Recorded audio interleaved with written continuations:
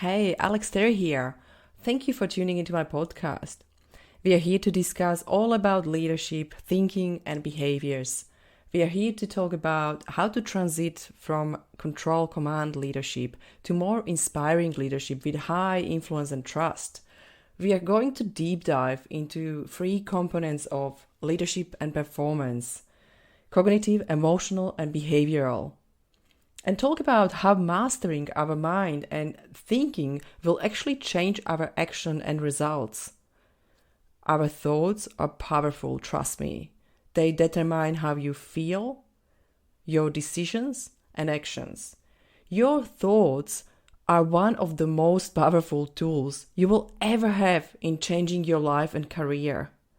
By mastering your thinking, emotions, and behaviors, you will create greater results for yourself, for your family, friends, or your team. Focusing on thinking, feeling, and acting will improve your confidence, of course, reduce stress, and empower you and others around you, inspire and improve engagement in your team or collaboration, and of course, create high performance. I hope you will enjoy our episodes. And please don't forget to comment or contact us. Please ask questions. Please send us ideas of what topics you are interested in, and we will discuss anything you need. Have a beautiful day. Hello, everyone, and thank you for being here. Today, I would love to dedicate this session to answer a few questions that I feel like can be answered even deeper, on a deeper level. And this session should go mostly to people that were with me in the room on Friday, 8th of September. And if you are here, if you're listening, you know who I'm talking about. And if not, I will take you in, all of you, because I don't want you to feel like you're left behind. That is, let's have a little bit of conversation. My presentation was about mastering emotional fitness and having actually better results in life and business or career. Or where the conversation was going was very surprising, and it was going quite deep into how we think, how we create our perception, and how we create our emotions by our thoughts. And there were a few questions, and I realized there is a lot of people asking questions about their wives or husbands, and a lot of questions are about human behaviors and interaction and communication. And I thought maybe this session should be dedicated to that, just going a little bit deeper on how we create our perception and how we can actually live that joyful, happy life, even though we're living with, other people. We live with our family, and there is a lot of distractions around us. We allow the distractions or situations or circumstances to actually change how we feel, or actually control us, or direct our feelings and emotions not very positive way. And what I mean by that, I will probably just explain a little bit. As we know, thinking is causing our emotions. By our thinking, by our thoughts, by focusing on some thoughts, we are actually creating emotions. That means we are choosing what we focus on in our mind. At the same time, we create emotions based on that, what we focus on. I want you to remember that I will be focusing on different thoughts than you. You will always focus on different thoughts because you have different experience, you're coming from different background, you have different interests, you maybe are from different country, and maybe you have different set of values, beliefs, conditioning, childhood experience, and so on. We can go and we can talk about everything what is influencing our thinking and what is conditioning us. Is so many things. There are so many things that are conditioning our thinking. But what we didn't realize, or what we don't focus on, is being more conscious and understanding how we are actually creating those emotions and feelings, and how we can actually, based on understanding that we are creators, that we are responsible what we choose to focus on, and we are responsible then for our results. when I got this aha moment that actually I'm responsible for everything what I'm experiencing in my life changed. The first time that I heard about this topic and I heard about how that actually works was from the author Chris Guillebeau, and it was probably 25 years ago, and it was the first and only book that I had that time on personal development and success and achieving more. And I was reading the book, and after I finished the book, you wouldn't believe it, but I sold my business and I moved to Thailand. And based on that, I got so brave. And I realized that I'm creating what I have, what I'm experiencing, what people I have around me, everything. And I realized that a lot of people stay in a space of blaming life, blaming circumstances, blaming others for their circumstance, or they just torture themselves and they keep themselves in suffering and in really negative emotions. When I realized I can choose, I chose my life. I started to travel. I was traveling the world. I was opening up businesses around the world just because I knew I can do it. Only me can stop myself to achieve something or do something. And that was my first introduction to personal development. I didn't find a lot of books afterwards, and I wasn't really a big reader. And when I compare where I was that time, 25 years ago, and now, I'm reading every week new book, and I'm obsessed with reading and personal development.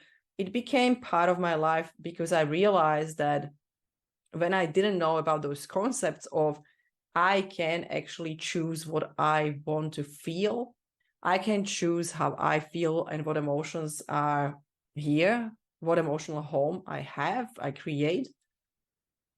When I realized that I can make decision for myself, I can make decision about my life, I can make decision about who I will become, who I want to be. That really empowered me. And I realized also in relationships, I can choose who I want to be. And I was thinking about that. How can I best give someone the trust, support, being there when they need me, help them to grow, help them to develop, have great conversations, listen, and so much more. I realized to fully trust, I had to work on myself. I had to do a lot of work internally to be able to not only trust myself, but trust others. That is a big journey because that took me a few years to really realize and find out who I am, what I'm capable of, and how to actually change those, or how to change that emotional home from being angry, in fear, frustrated, and having expectations on others, and being all the time disappointed that someone didn't do something that I wanted. And the whole world was about me. But that big transformation that happened was starting to understand that it is not about me. It doesn't matter. It is all about others. It is about accepting. It is about compassion. It is about love. It is about being in ease. And let people live their life fully. Being there as a support, being there as a guide, being there as a listener, being there as a mentor, coach, whoever you need to be, just become that person that you need to be in the particular situation. There was one thing that popped up on Friday and was very interesting. There was a lot of people asking very similar question, like what to do when person doesn't answer my message, or what to do when I'm scared where my wife is, or what to do when you are afraid, when you have kids, you're living in fear. All those things stuck with me because I was thinking how best to explain what we were talking about on Friday, or how to go even deeper. There is first thing, what was really, really important, that on the side of positive thoughts and ease and love and compassion and understanding, we don't have space for fear, anger, frustrations, and being worried. Our worried mind disappeared when we are in love and acceptance. Now, on the side of the ego, when we have more of those negative thoughts and we're living life in resistance, we tend to control.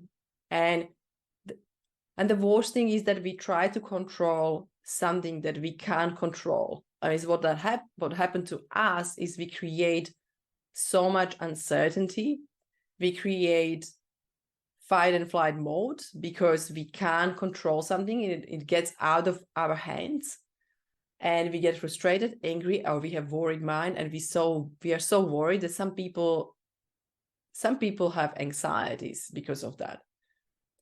That means how we can actually solve this, how we can actually live better life, how we can be in joy and happiness and stop worrying and stop living in fear, is actually stop controlling things that you don't and can't have control over. And what I mean by that is that only thing you can control is yourself. Only thing you can control in this life is your thoughts, emotions, your results, yourself, your behaviors, your response. When we know this, that only thing we can control is us, we know if something is happening in our life, circumstances like somebody doesn't answer the phone or somebody is not coming home on time, we need to learn how to let go of that, like how to let go of that feeling that we are actually not in control. It can be harder when you are scared because your kids are not coming home. And I'm not saying don't take appropriate action. Of course, you need to be able to respond. But what is most important, that when we are in resistance, we are not able to respond, we are actually reacting. That means on the side of that negative thinking and resistance and fear and frustrations, we are reacting. We are in reactive mode because all our energy is in amygdala. We are in fight and flight mode, and we don't have capacity, we don't have energy in prefrontal cortex, and we can't really respond. We can't really take smart action because we are not able to think straight. It's so simple. That is why actually I said that start to live in ease and acceptance and love is that we actually learning how to respond. Emotional fitness is all about how we respond in a situation, how we respond in particular circumstances, how we are able to respond. Are we responding reactive way, where we are reacting from amygdala and we are making bad or wrong decisions, or we have time to think, to take a breath and understand the situation first, and after actually respond particularly, after respond the way that is appropriate. Because emotional fitness is about being able to respond and being able to deal with uncertainty. That's your major skill to master. Creating good relationship with uncertainty, creating great relationships with your emotional home, coming from acceptance, coming from understanding. Now, all this concept is about thinking and emotions. It is mostly about being able to respond and stay in your best, or at your best, stay at your high intellect. Because when we are in fight and flight mode, and we are most of the day, most of the time in that mode, we are actually becoming less intelligent. Now, when we talk about control, there is another thing or another element of what is creating those negative emotions, and that's when we live in past or in the future. Most people get worried. They're sitting at home and they're worried about people they love. I want you to think about that. You get worried, but basically what you are worried about is the future event or the story that you're creating in your mind. That means you're living in imaginary world. You are not living in reality. Now, this is mindset thing. I want you to just remember, I don't want you to don't act on anything, right? Like if somebody is in danger, please respond to that. I'm talking about what you are creating in your mind. What is that based on? What is the story based on? Is that on past, on something that you're creating and is not true yet? It can be, but it's only guessing. Is that something you're just creating as an options that can happen, and you already get distracted and worried about those options? That is, if you are worried and it's about past or future, or something that doesn't exist yet, that you know that you are not living your high emotional fitness, because you let your mind to take you through these stories, through emotional turbulence, emotional distraction, emotional ups and downs. And what happened, you can't actually respond and think straight. So I will really call you on this one. If you can think about any situation where you were worried about someone, or maybe it will happen in the future, ask yourself a few things. The first and most important question is it true? I'm creating this horrible suffering inside me based on imaginary situation. It doesn't exist.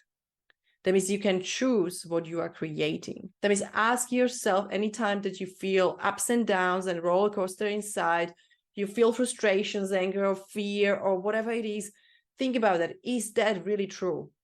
Is that really true what I'm saying to myself? Is that really true, the story that I'm painting? Is that true? Or I'm just making that up? Is that really true? Ask those two questions. Is it true? Is that really true? And yes, sometimes it can be true, but at least you ask yourself questions that help you to calm down and respond to situation. But if you're not asking those questions and you straight away reacting, you're creating more and more roller coasters and crazy emotions and more negativity in your body. There is another great question. Is this really serving me? How does this serve me? I want you to find thoughts.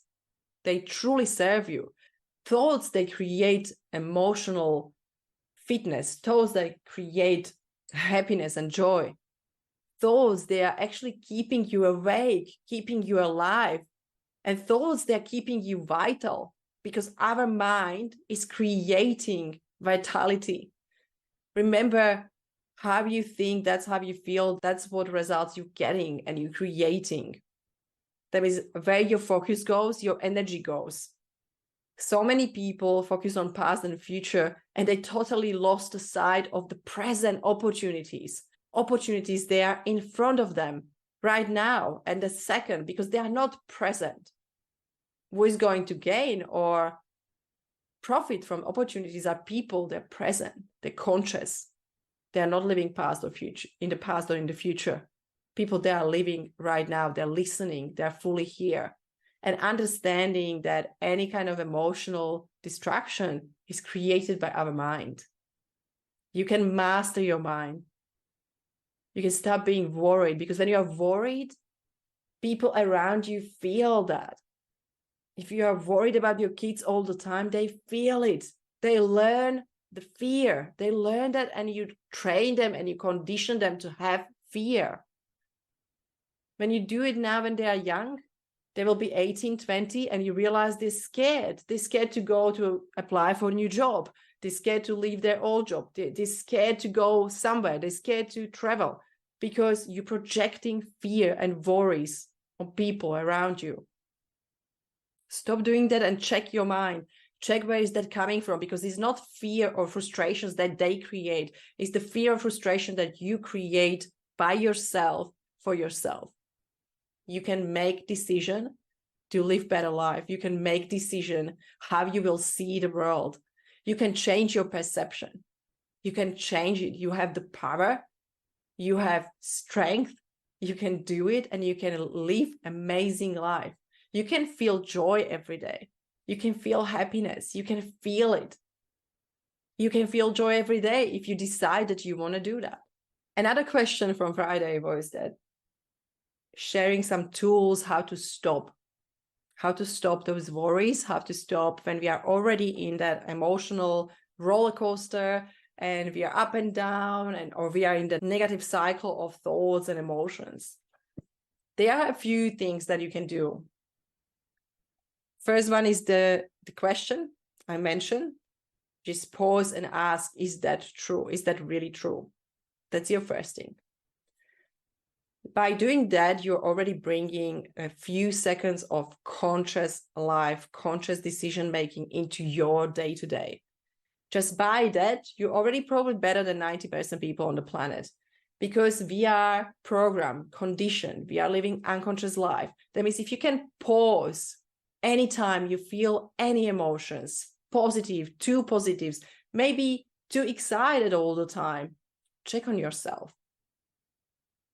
What is happening inside you? And ask yourself, is that really true? Is that true?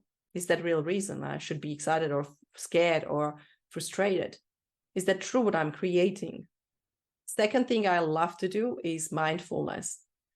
I'm always checking on my feelings. When my feelings are negative, I'm pausing. I don't do anything. I just pause for a few seconds and I look around. Look around the room. Look around your room. Look around where you are sitting. Are you outside? Are you inside? Do you see colors? Do you see the walls, maybe doors, maybe windows? What is the chair you're sitting on? Just touch it and feel it.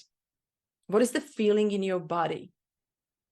Go into your body and scan your body and try to see or feel where is the tension? Where is that frustration or excitement in your body? It is somewhere, you will find it, and just breathe through.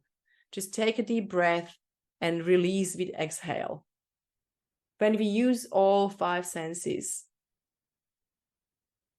we can bring ourselves to present moment. And in present moment, when we are fully aligned with presence, we are really great listeners. We are really great observers. And that's when actually we see all opportunities. That's where we see and feel what is really true. Another great tool is box breathing. It is a great tool how to remove emotions or negative emotions or high or too low emotions and change your physiology. Because when we change our heart rate and we calm ourselves down physically, we can remove stress. Otherwise, I would love to ask you if you feel sometimes stressed or anxiety, or if you feel fear, worries, or some negative emotions, please use box breathing. It is inhale, hold, exhale, hold. And you do it and you count 4 or 6. That means you can inhale, 2, 3, 4, hold, 2, 3, 4. Exhale, 2, 3, 4, hold, 2, 3, 4. And you do a few cycles until you feel that your heart rate is calmer. Box breathing is great because it's helping us to also lower the cortisol levels. That means you can use box breathing even the way that you inhale on 4 or 5 and exhale longer. That means you can actually do 6, 7, 8 seconds exhale. There are so many other tools you can use when you really want that fast change in emotions. Remember, emotions are creating your results. Emotions is something that you can take responsibility for, and it's no one else's fault what you feel. When you feel that someone frustrates you or someone makes you angry, please pause and understand it's only you who creates disturbance and distraction and annoyment about the circumstance. You are creating that. You creating that you are frustrated about situation. No one else. You are only person that can take control and can take control over emotions and thinking. You are the only person that can change that and create better results, more joy and more happiness in your life. I hope this clarified a little bit more, and I'm so looking forward to another one, and I will be happy to receive your questions. And if you have any questions about this topic, please send it to me and I will record another podcast and I will answer all your questions that we missed and we didn't have time for. Have a beautiful day, and please let me know if anyone is interested to have a look on our new project that we are launching in October. I'm looking forward to see you. Bye.